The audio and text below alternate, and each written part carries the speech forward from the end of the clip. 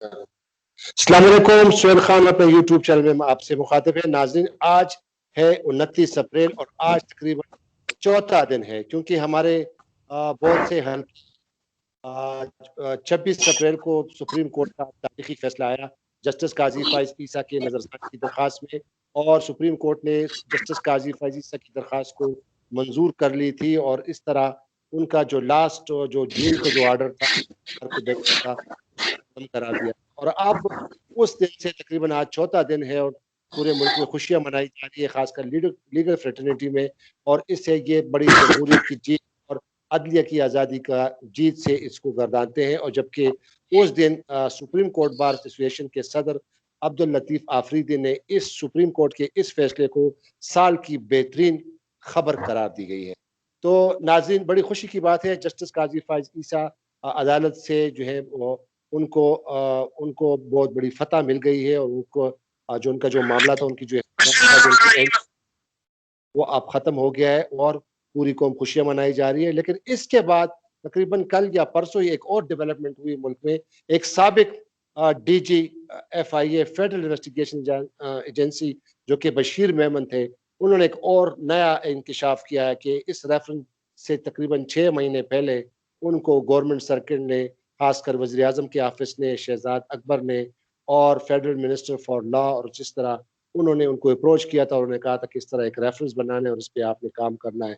तो वो भी एक बहुत बड़ा मुल्क में एक तहलका मच गया, और उस पे बहुत ज़्यादा प्रोग्राम्स हुए, हमारे दोस्तों ने किए, सोशल मीडिया पे भी वो बहुत चला, और उस पे सियासी कायदीन ने भी जो है ना उसको बहुत इसको बहुत कद दी, और इसको कहा, और ये भी कहा गया कि इसकी तहकीकात होनी चाहिए। तो आज जो डेवलपमेंट हुई है वो पाकिस्तान की जो लीगल फ्रेटर्निटी है, पाकिस्तान की वकला की जो बिरादरी की जो तंजीम है, पाकिस्तान बार कौंसल, उसने आज एग्जेक्टिव बॉडी मीटिंग का इजलास हुआ था इस्लामाबाद में, और उस इजलास में उन्होंने एक मुतफिका करारदाद पास किया है। और उस करारदाद में ये मुतालबा किया गया कि एक हाई पावर्ड जुडिशल कमीशन बनाया जाए, और बशीर मेमन ने जो राज अफशा किया, जो उन्होंने जो बयान दिया, इसकी तहकीकात कराई जाए। इस वक्त मेरे साथ सुप्रीम कोर्ट के सीनियर वकील अजहर सदीक साहब मौजूद है। हम उसमें इनसे बात करेंगे, क्योंकि इनका ताल्लुक भी लीगल फ्रेटर्निटी से है और ये एक बहुत बड़े सीनियर वकील हैं। अजहर सदीक साहब, thank you very much for joining me. अस्सलाम वालेकुम जनाब, बहुत शुक्रिया जी। अजहर सदीक साहब, आज पाकिस्तान बार कौंसिल की एग्जेक्टिव बॉडी का एक इजलास हुआ सुप्रीम कोर्ट में, और आज उन्होंने 2-3 मुतालबात किए, करारदादें पास की, और उसमें जो सबसे जो बड़ी जो करारदाद है वो ये है कि उन्होंने एक हाई पावर्ड जुडिशल कमीशन के इनेकाद का जो है डिमांड किया है, मुतालबा किया है। जो आपको पता है और आपने इस पर प्रोग्राम भी किया है, ये जो बशीर मेमन साबिक DG FIA है, उन्होंने जो एक तहलका मचाया था, एक बयान दिया था एक इंटरव्यू में, जिसमें उन्होंने कहा था कि मुझे वज़ीर आज़म और हुकूमती जो है एहलकार और हुकूमत के जो सरकर्दा जो लोग हैं, federal minister for law Farooq Naseem, Shahzad Akbar जो कि इस रिकवरी यूनिट के जो हेड थे, वो जो है वो एडवाइज़र भी है अकाउंटेबिलिटी पे प्राइम मिनिस्टर के।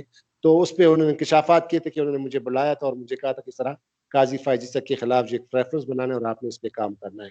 तो आज जो पाकिस्तान बार कौंसिल ने जो अ, डिमांड की है, मुतालबा किया है, आपकी लीगल फ्रेटर्निटी है, आप भी तो बड़े खुश हैं अजहर सिद्दीक साहब, जब से जस्टिस काजी फायज ईसा को अदालत से जो है फतह मिली है। तो इसके बयान में आज जो डिमांड की, इस पे आपका क्या रद्द अमल है, इसका क्या कहेंगे इस पे? बहुत शुक्रिया। पहली जो बात है कि आपको किसने कह दिया कि इस जजमेंट आने के बाद पूरे पाकिस्तान में खुशियां मनाई जा रही हैं। वो चंद हमारे देखें, बार काउंसिल के अंदर दोनों तरफ के धड़े के लोग मौजूद होते हैं। ये बुनियादी तौर पर तो सियासी फैसला है। ज्यादातर वो लोग बार काउंसिल में या बार एसोसिएशन का सियासी जमातों से ताल्लुक है, वन वे और दी अदर, उनको इस हवाले से खुशी होगी। हमारा देखा जाए, हम तो जो वोकला कम्युनिटी है वो अकाउंटेबिलिटी की बात करती है। वो चाहे वो हमेशा से डिमांड रही है, चाहे जनरल हो या जर्नैल हो, सियासतदान हो या कोई भी हो, उसकी अकाउंटेबिलिटी के रास्ते में कभी भी रुकावट नहीं बनी है। और जस्टिस काजी फाइसम में अकाउंटेबिलिटी नहीं हुई है। हम बड़े क्लियर हैं इस हवाले से, और इसमें कभी रेफरेंडम भी कराना पड़े तो करा लिया जाए, कोई हर्ज नहीं है। बड़ी सिंपल सा इशू है। जहां तक पाकिस्तान बार काउंसिल का ये डिमांड है, ये तो पहली तो बात है, उनके जो लॉ है जो एक्ट और रूल्स एंड रेगुलेशन है उसके प्रिव्यू में नहीं आता है। तो किस कैपेसिटी में ये इस तरह की डिमांड मांग सकती है, किस बात के ऊपर? यानी क्या ऐसा हुआ है कि जिस बुनियाद के ऊपर वो डिमांड मैनेजर करना चाह रही है? अगर अदलिया की आजादी की बात कर रहे हो आप, तो मुझे सिर्फ इतना बता दें, पब्लिक ऑफिस होल्डर अगर हो, सियासतदान हो और ब्यूरोक्रेट हो, जब उसकी इंक्वायरी और इन्वेस्टिगेशन स्पाउस और बच्चों के असासे जब डिक्लेयर ना करें, उनके अगेंस्ट रेफरेंस भी हुए हैं, सजाएं भी हुए हैं, तो जजेस के खिलाफ क्यों नहीं हो सकती है? कौन सा कानून रोकता है? इसका मतलब है डिस्क्रिमिनेशन की जा रही है और एक क्लास आप अलहदा करना चाहते हैं। मैं तो बड़ा क्लियर हूं कि अगर सुप्रीम जुडिशियल काउंसिल ने इस मामले की इंक्वायरी और इन्वेस्टिगेशन नहीं करनी है, तो फिर नैब करेगी। किसी एक इदारे ने, और अदलिया की आजादी तो इसमें बरकरार यूं रहती थी कि सुप्रीम जुडिशियल काउंसिल खुद अपने, जो एक कॉन्स्टिट्यूशनल बॉडी है, फैक्ट फाइंडिंग बॉडी है, वो इस मामले को देखती। और एफबीआर की रिपोर्ट अगर एक तरफ फेंक भी दी जाए, आप रद्दी की टोकरी में फेंक दें, सवाल तो आज भी उठते हैं। और वो बड़ी क्लैरिटी के साथ है कि फॉरेन जो अकाउंट हैं उनमें मनी ट्रेल नहीं साबित हो सका कि वो पैसा फॉरेन करेंसी अकाउंट में कहाँ से आया। अगर वो कहते थे एग्रीकल्चर इनकम है, तो एग्जाम्प्ट इनकम के हवाले से कहीं ना कहीं डिक्लेरेशन होनी चाहिए थी, रिटर्न फाइल होनी थी, नहीं फाइल हुई। वेल्थ स्टेटमेंट में इवन जस्टिस काजी फाइसा और बच्चों ने भी नहीं फाइल, उनकी मिसेज जरीना ईसा ने भी नहीं फाइल की। या तो देखना उन्होंने भी फाइल कर दी होती, उन्होंने डिक्लेयर की होती। पहली दफा उन्होंने डिक्लेयर की 2018 और 2019 की रिटर्न है, जो लेट फाइल की।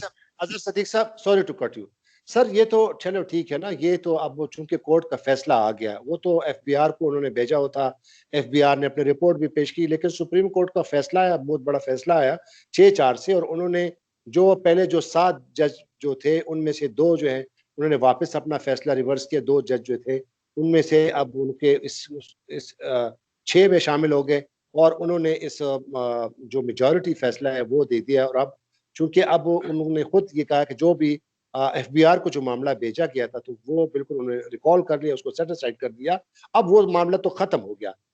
बुनियादी बात ये है कि एक बहुत बड़ा अलमिया है कि अब ये जरूरत क्यों पेश आई साबिक डीजी एफआईए कि वो इस फैसले के बाद उन्होंने इतनी बड़ी जो इंटरव्यू में इनका इंकशाफ किया। अगर मैं ये कहूं कि चलो, अगर वो इतने मुहिब्बे वतन हैं, अगर वो इतने फर्शनास ऑफिसर हैं, इतने बड़े अच्छे ब्यूरोक्रेट हैं, तो अजहर सिद्दीक साहब आपको याद होगा जब ये रेफरेंस पे समाअत शुरू हुई और उस पे जस्टिस काजी फाइज ईसा के जो वकील थे मुनीर मलिक, वो जो कॉन्स्टिट्यूशनल मैटर पे, फैक्ट्स पे सारे बातें कर रहे थे, और खासकर ARU एसेट रिकवरी यूनिट पे उन्होंने बातें जो की थी उस वक्त कि जनाब ये तहकीकात सही नहीं हुई, ये हुआ, ये गलत बनाई गई, तो ये अगर उस वक्त बशीर मेमन के साथ ये वाकया पेश आया होता और इतने फर्शनास ऑफिसर थे और इतने मुहिब्बे वतन पाकिस्तानी थे, एक मुहिब्बे वतन ब्यूरोक्रेट थे, और वो इतने बड़े हाई कैलिबर के ऑफिसर थे, तो क्या आप ये नहीं समझते थे कि वो भी, जनाब सुप्रीम कोर्ट तो वैसे ही आते रहते थे हर केस में, जब एफआईए की, नैब की जो कोई केसेस होते थे तो उसमें पेश होते थे, तो उनको ये नहीं चाहिए था कि वो सुप्रीम कोर्ट में आते और वो सीएमए दाखिल करते, या वो भी अपने वकील के जरिए एक दरखास्त दायर करते इसमें जो है पार्टी बनने के लिए, और वो अदालत को बताते कि जनाब ये चीजें हो रही हैं, तो उस वक्त तो एक पिक्चर और बदल जाती, बल्कि उस वक्त तो ये बहुत ही ज्यादा उसको क्रेडिट मिल जाता, और या जस्टिस काजी फाइज ईसा को क्रेडिट मिल जाता। लेकिन इसके बाद कि अब ये वाकई जब ये फैसला आया 26 अप्रैल को, और उसके बाद ये क्या ऐसी जरूरत महसूस हुई एक फर्शनास ऑफिसर को जिन्होंने ये इंटरव्यू दिया? देखिए, आपने बड़ा अच्छा सवाल किया, मैं उसकी तरफ ही आ रहा था। अब उसी बात को आप मिसाल के तौर पर यही बात ले ली जाए। बशीर मेमन साहब को बाकायदा पाकिस्तान मुस्लिम लीग नून ने सेनेट का टिकट ऑफर कर दिया है, और आप देखेंगे आने वाले दौर के अंदर वो सेनेट का इलेक्शन लड़ेंगे। टाइमिंग को जरा जेन में रखिएगा। रेफरेंस आने से 6 महीने पहले की बात वो कर रहे हैं, और बाकायदा अगर उनको वजीर आजम ने कहा भी था, इन्होंने इनकार कर दिया था, ये 6 महीने उस सीट पर रहे, और रिटायरमेंट के करीब आकर उन्हें वहां से तब्दील किया गया। और ये भी पता है कि पाकिस्तान मुस्लिम लीग नून ने इनको लगाया था, और इनकी रिप्यूट ऐसी नहीं है। इनके खिलाफ बहुत से केसेस वहां बड़ी डिटेल मौजूद है। वो एफआईए के अंदर जब भी कोई तहकीक हुई तो सारा कुछ आ जाएगा। इनके बाहर असासे जो है, जो इन्होंने प्रॉपर्टीज बनाई हुई है, वो भी डिटेल आ जाएंगी। दूसरा जो बड़ी जबरदस्त, ये एलीट क्लास का एक मसला है कि जब भी इक़्तिदार में होता है ना, तब नहीं इन्हें ख्याल आता, यानी तब नहीं इनका ज़मीर जागता। जब ये उतरते हैं, फिर इनका ज़मीर जागता है। वो ज़मीर इसलिए जागता है, आगे करने को कुछ नहीं है, या तो कोई मुलाज़मत लेनी होती है, या कोई इन्होंने कोई ना कोई सियासत में आना होता है। बड़ी मिसालें मौजूद हैं। राणा मकबूल देख लें, जो आईजी पंजाब थे, उसके बाद इरफान सिद्दीकी देख लें आप, अताउल्लाह कासमी देख लें आप। अब मैं कितने नाम आपके सामने बताऊँ कि जिन्होंने ये तरीक़ा वारदात लगाया हुआ है। मान लें अगर ये ऐसा था, और दूसरी बात बड़ी सीरियस ही है, एफआईए का इख्तियार कहाँ से आ गया जजेस के बारे में इंक्वायरी और इन्वेस्टिगेशन करने का? यहाँ तो नैब को इख्तियार नहीं है। अगर होता भी इख्तियार करने का, तो नैब को ये नैब कर सकती थी। नैब को सेक्शन 9 के तहत करप्शन और करप्ट प्रैक्टिसेस के कॉन्टेक्स्ट उसके डोमेन में आता था। एफआईए का तो सवाल ही पैदा नहीं होता। पहली तो बात है, अगर कहा जाए कि उनका क्या कंसर्न है, भाई बड़ा सीधा सा इशू है, बड़ा सिंपल सा इशू है। और मिसाल के तौर पर अगर अगर ऐसी कोई बात थी भी, अगर उस वक्त बात थी, तो उस वक्त कोई फाइलों में नोट बनाया उन्होंने? कोई फाइलों में लिख के आए कि मुझे वज़ीर आज़म ने ये कहा, ये बैठ के ये नोट मान लिया, मैं इनकार कर आया? कोई कागज़ है ऐसा जो इस बात को साबित कर सके? खाली एक कान ने कह दिया, दूसरे ने सुन लिया, उस बातों को ना आ सके। फिर मौका बड़ा ज़बरदस्त था, जब एसेट रिकवरी यूनियन केस पर सुप्रीम जुडिशल काउंसिल में जब petition sorry supreme judicial council के बाद जब कॉन्स्टिट्यूशन पिटीशन दायर कर दी गई 2019 के अंदर ही, तो 2020-19 जून तक समाअत चलती रही। तो तब कहाँ सोए हुए थे? तब ख्वाब खबरों में सोए हुए थे। उन्हें नहीं पता था। कोर्ट में आ जाते, आकर बात करते कि ये इशू है। और मैं हैरान हूँ, हमारी बार काउंसिल या बार एसोसिएशन सिर्फ इस बात के ऊपर, क्या बात है इसमें जी?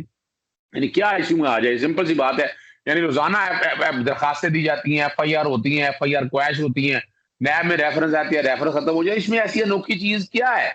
और इस बात का पूरी बार काउंसिल्स को इस हवाले से आए, कौम के सामने बताएं, अगर वो प्रॉपर्टीज की जो डिटेल है वो अगर कौम को सेटिस्फाई करे, being a public office holder. वो तो उसमें बात ही नहीं करना चाहते। जैसे काजी भाई साहब ने ना आपके सामने वो रिपोर्ट सरीना ईसा साहब ने रिकॉर्ड में लगा दी, जब सुनील काउंसिल ने मांगी तब रिकॉर्ड पर नहीं लगाई। वो रिपोर्ट तो आ चुकी है, रिपोर्ट को एक तरफ फेंक दें, आप छोड़ दें इस रिपोर्ट को।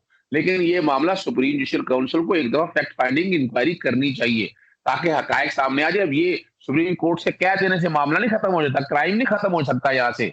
ये जो अगर देखा जाए, ये मामला तब खत्म होगा जिस दिन सुप्रीम जुडिशियल काउंसिल ने इसकी इंक्वायरी और इन्वेस्टिगेशन करेगी।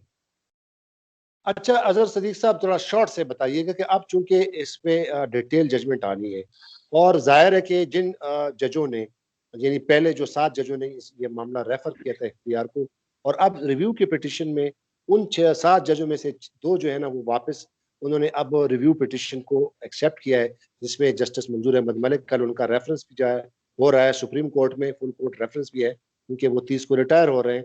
और एक दूसरे जो जज हैं मजर आलम में मकबूल मियां वाक़िद, खेल, मज़हर आलम मजर मियां मियां खेल। खेल साहब, ठीक है ना? और तो ये आप समझते हैं कि डिटेल जजमेंट में इन्होंने ये अपनी जस्टिफाई तो करेंगे ना, बताएँगे ना कौम को, और शायद हुकूमत भी मेरे ख़्याल में डिटेल जजमेंट का इंतज़ार कर रही है। इसके बाद ही फिर कोई उसका हुकूमत का जो जो भी होगा। देखिए, एक बात तो बड़ी वाज़ेह सी है, डिटेल जजमेंट जस्टिस मकबूल बाक़िर साहब लिख रहे हैं, उसी शॉर्ट ऑर्डर में लिखा हुआ है कि बाकी ने उनको माना है कि वो जो रीज़न दिए हैं, वो उनके साथ कंसीड करते हैं, और वो यानी उसको मान रहे हैं और उसी को एंडोर्स कर रहे हैं। जस्टिस याह्या अफरीदी ने, जो कि रेफरेंस 17 वाला जो है, जो civil review petition justice Qazi Faez है, उसमें उन्होंने नोट अपना लिखना है, और उन्होंने बड़ा क्लियर उन्होंने वो डिसमिस की है, और वो अपने में कह दे कि उनकी मेंटेनेबल नहीं है। हालाँकि वो तो इस हद तक कह बैठे हैं कि जस्टिस काज़ी फ़ायज़ ने अपने हलफ की खिलाफवर्जी की है। अब डिटेल आ जाए, डिटेल जजमेंट से बाहर जा सकती है ना। इफेक्ट यही है, इफेक्ट उसका यही है, और इफेक्ट बड़ा सिंपल सा है कि टेक्निक यानी मेलाफिडी इन लॉ पे तो रेफरेंस डिक्लेयर नहीं किया ना, मेलाफिडी इनफेक्ट पे किया था ना जी। फर्ज करें अगर मेलाफिडी लॉ पे भी डिक्लेयर कर दे रेफरेंस, अगर रिव्यू के अंदर अगर मान लें अगर ये हो भी जाए, तो वो जो इख्तियार मैं कह रहा हूँ सुप्रीम जुडिशियल काउंसिल का है, अगर वो नहीं करेगा तो फिर क्या नैब करेगा?